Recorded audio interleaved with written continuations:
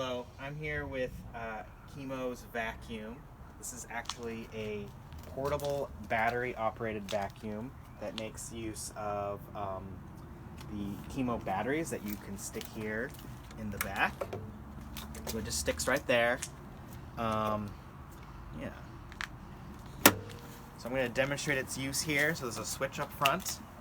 I'm going to use it to vacuum my car a little bit.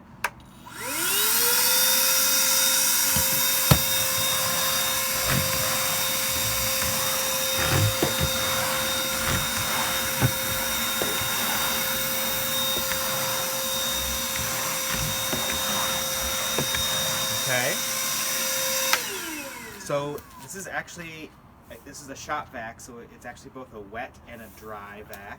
It has a metal canister here, a whole series of attachments, and it actually has two directions. So if you attach it to the other side, you can actually blow out air from this side instead.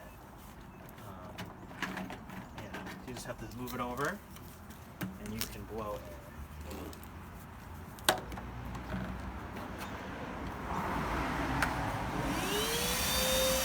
Blowing right now. All right, this is the Chemo shop vac. Take care.